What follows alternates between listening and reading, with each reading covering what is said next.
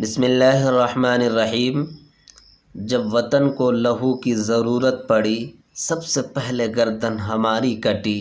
اب یہ کہتے ہیں اہل وطن، یہ وطن ہے ہمارا تمہارا نہیں۔ یقیناً جب اگست کا مہینہ آتا ہے اور خاص طور پر 15 اگست کی تاریخ سامنے آتی ہے تو ان شہداء کی یاد تازہ ہوتی ہے جن لوگوں نے ملک عزیز کو، وطن عزیز کو انگریزوں کے ناپاک چنگل سے آزاد کرانے کے لیے اپنی جانوں کی قربانیاں پیش کی ہیں۔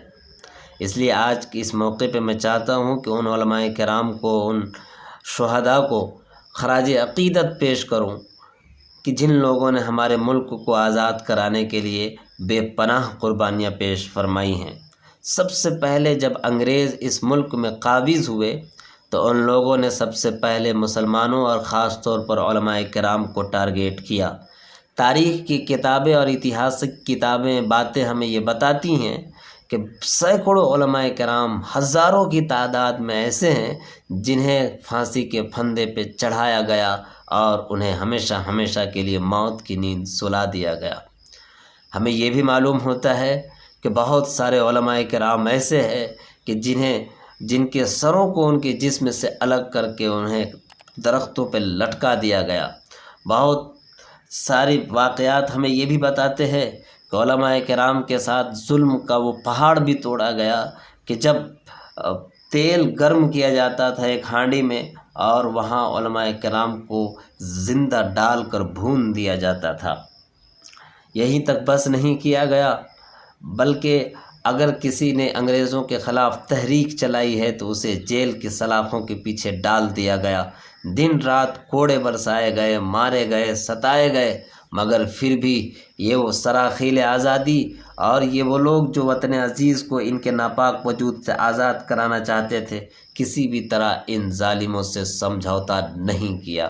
حضرت شاہ عبدالعزیز محدث دہلوی رحمۃ اللہ علیہ نے سب سے پہلے انگریزوں کے خلاف فتویٰ جاری کیا تھا کہ انگریزوں کے فوج میں بھرتی یعنی ان کے فوج میں شرکت حرام ہے اور ان کے خلاف جنگ کرنا، ان سے جہاد کرنا فرض ہے۔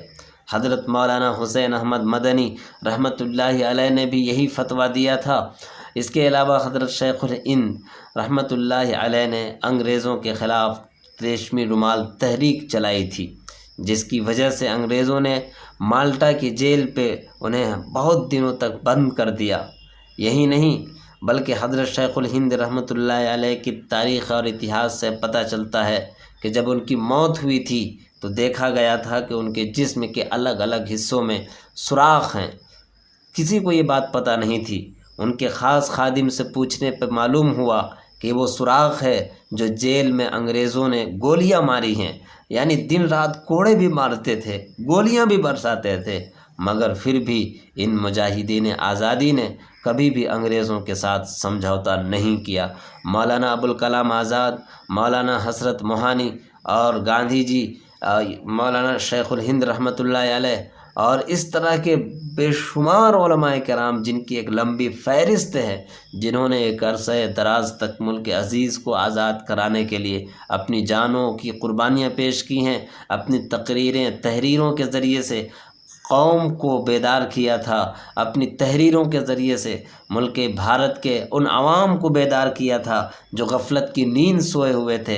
ان کی لمبی جہد مسلسل اور لمبی کوشش کے بعد یہ بھارت انگریز کے ناپاک چنگل سے آزاد ہوا ہے۔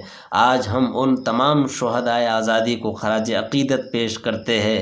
میں کشوں کی قدر کر ساقی کے ان کے واسطے، سنگ سے شیشہ بنا، شیشہ سے پیمانہ بنا، اور ہوشیاروں کو نہیں معلوم راز فصل گل، مجھ سے پوچھ میں اسی موسم میں دیوانہ بنا۔ بیچ میں کچھ جھونپڑے اہل محبت کے بنے، ایک سمت کعبہ بنا، ایک سمت بت خانہ بنا، بے تأمل کود پڑتے ہیں وفا کی آگ میں، ہم اس مٹی سے ہیں جس مٹی سے پروانہ بنا۔ اللہ تعالی ہمارے اس ملک عزیز کو ہر طرح کے شر اور فتنے سے اور خاص طور پر ان منصوبوں سے جس سے ان اکابرین کی قربانیوں کو ٹھیس پہنچتی ہے، اللہ حفاظت فرمائے، آمین۔ سبسکرائب کریں ہمارے چینل لائٹ ٹو ہیومینٹی کو، کلک کریں بیل آئیکن پہ جس سے ہر ایک نوٹیفیکیشن آپ کو ملتی رہے۔